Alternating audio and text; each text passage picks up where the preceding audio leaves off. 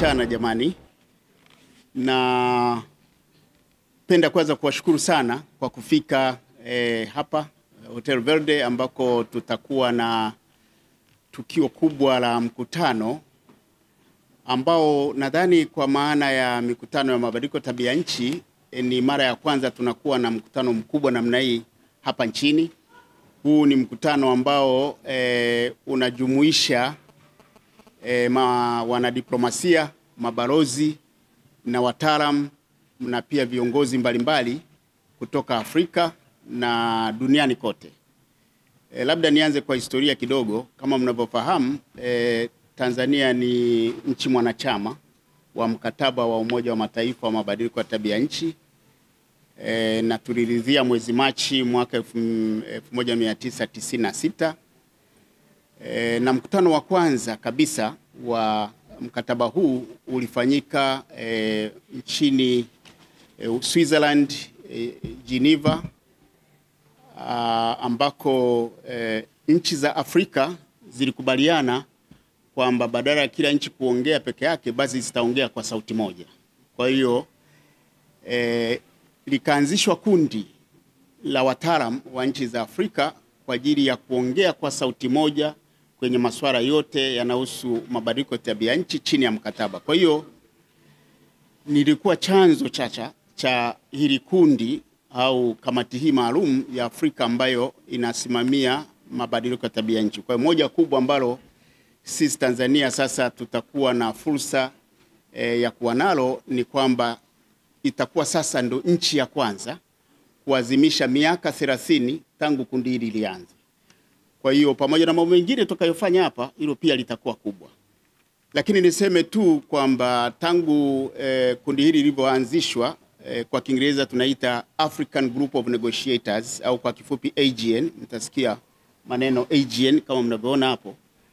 Ni kundi ambalo sasa baadaye likapewa jukumu rasmi na African Union au Umoja wa Afrika kwa kundi rasmi ambalo litasimamia masuala yote ya majadiliano ya mabadiliko ya tabia nchi, na baadaye kuwashauri mheshimiwa mawaziri na baadaye kuwashauri viongozi wakuu wa nchi za Afrika kupitia kamati maalum ambayo imeundwa kwa ajili ya kusimamia masuala ya mabadiliko ya tabia nchi.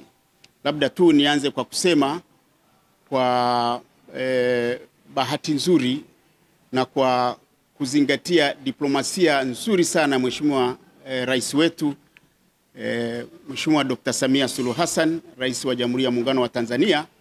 Sasa hivi Tanzania ni mjumbe, yeye Mheshimiwa Rais ni mjumbe wa hii kamati ninayosema, kamati ya marais inaitwa CAHOSC, Committee of African Heads of States on Environment and Climate Change, ambayo mwenyekiti wake ni Mheshimiwa Rais Ruto, ina na wajumbe wengine, lakini Mheshimiwa Rais pia ni mjumbe wa kamati hii. Kwa hiyo katika usimamizi wa mabadiliko ya tabia nchi tunaanza na hii kamati ya Mheshimiwa marais, ikifuatiwa na kamati ya mawaziri inaitwa AMCEN, African Ministerial Conference on Environment. Then inakuja kamati hii ambayo mkutano mkuu unafanyika hapa Zanzibar. Na tangu mwaka 95 tumekuwa na matukio muhimu ambayo yamesimamiwa na kamati hii. Kubwa ni kwamba Afrika imekuwa ikisimamia swala la utekelezaji wa mkataba, lakini kwa kuongeza nguvu utekelezaji wake uwe wa maana. Mwaka 97 kwa shinikizo la kamati hii tuliweza kuanzisha Kyoto Protocol. Nadhani mnaifahamu. Hii Kyoto Protocol ilizibana nchi zilizoendelea kupunguza gesi joto katika kiwango ambacho hakiathiri nchi zetu. Lakini mwaka 2015 tukaja na Paris Agreement.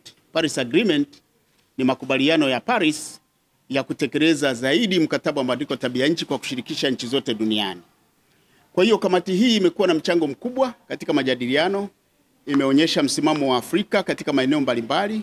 Kubwa ambalo naweza nikasema ni matokeo ya mashinikizo ya kamati hii ni uanzishwaji wa funds mbalimbali. Tangu hii kamati ianzishwe, pamekuwepo na funds ambazo zinasaidia nchi za Afrika kushughulikia mabadiliko ya tabia nchi, na hapa nitakupeni mfano. Hapa Zanzibar kwa mfano, eneo la Kisiwa Panza, tuna mradi wa kupunguza athari za mabadiliko ya tabia nchi kwa wananchi kwa kujenga ukuta kuzuia maji yasiingie kwenye mashamba ya watu. Na huko bara pia mnaona pale nyuma ya Ikulu ile tunaita Obama Road, tuna ule ukuta mkubwa tu na umejengwa pia kwa funds. Kwa hiyo katika muda huu wa uwepo wa kamati, funds kama 4 zimeanzishwa. Kuna fund inayosaidia nchi maskini duniani inaitwa LDC fund, na ndio imetusaidia hata kujenga kule Kisiwa Panza. Tuna fund inayodili na masuala ya kukabiliana na athari za mabadiliko ya tabia nchi, tunaita adaptation fund, na huku Zanzibar na bara wamekuwa kitoa fedha. Kuna fund ambayo inashughulika na masuala ya mabadiliko ya tabia nchi kwa ujumla wake, mitigation and adaptation, tunaita inaitwa GCF, Green Climate Fund. Na pia kuna fund ambayo tumekuwa nayo muda wote lakini kutusaidia kwenye masuala ya pia mabadiliko ya tabia nchi, tunaita GF, the Global Environment Facility. Na mkiangalia hapa tuna miradi ikiwepo mradi wa kuendeleza Jozwani Chwaka ambao inatokana pia na fund hiyo ya GF. Lakini juzi hapa tumeanzisha fund nyingine kubwa tu ambayo inaitwa Loss and Damage Fund. Na hii fund pia imetokana na shinikizo za nchi zetu, na hii kundi linalolisema kwamba lazima tuwe na fund inayosaidia hasa nchi zinapopoteza watu, mali kutokana na mabadiliko ya tabia nchi, hasa vimbunga, kuongezeka kwa kina cha bahari na mambo mengine ambayo kama unafahamu yametuathiri sana. Kwa hiyo hii fund imeanzishwa na ni furahi sasa kutegemea na muda tulionao kusema kwamba mkutano huu utajumuisha nchi zote 54 zitawakilishwa hapa. Kwa hiyo tuna wageni kwa ujumla kutoka mataifa yote 54, lakini kutoka nje ya nchi tunao washiriki 88 watakao shiriki mkutano huu. Lakini katika washiriki hao tutakuwa na viongozi kutoka makao makuu ya mkataba ambao tutakuwa na Deputy Executive Secretary ambaye tayari ameshafika. Lakini tutakuwa na mkuu wa hii fund ambayo imeanzishwa, nayowaambia iliyoanzishwa juzi, Loss and Damage Fund, tayari keshafika na atakuwepo.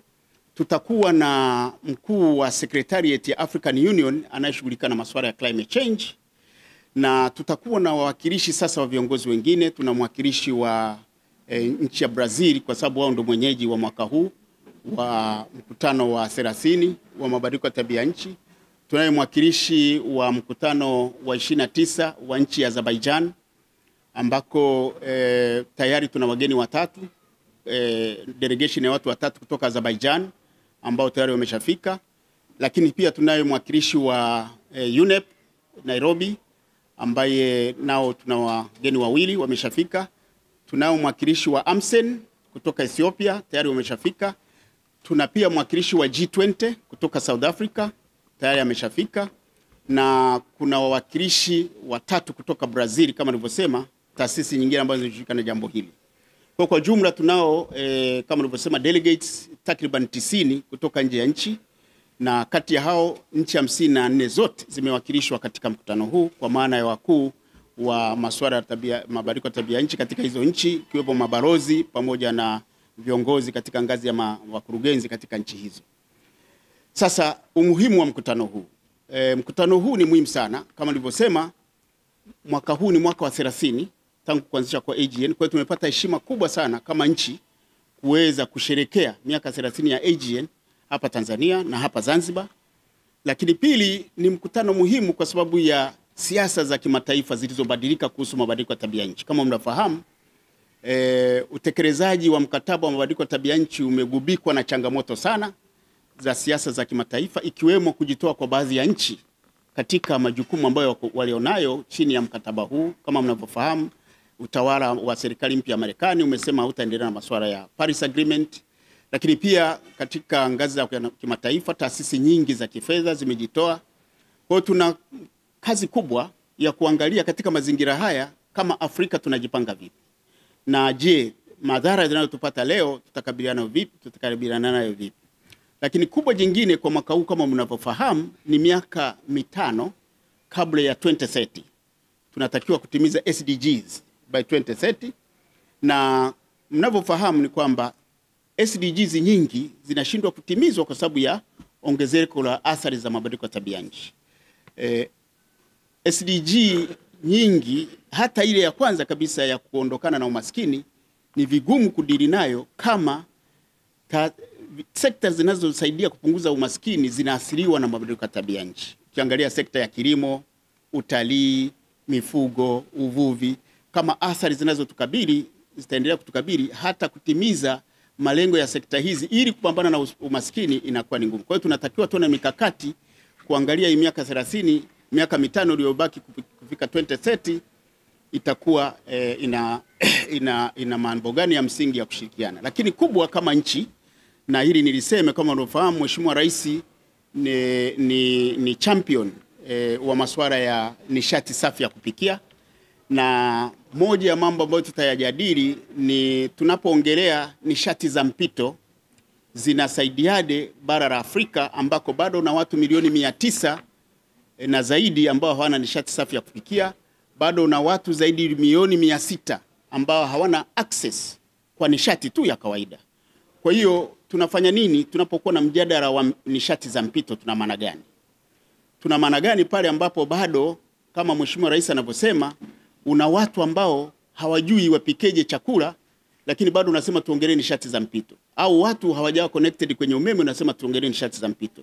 Haina maana kama haya mambo ya msingi ya bara la Afrika hayaweki kwenye mjadala mpana wa dunia kuhusu nishati za mpito.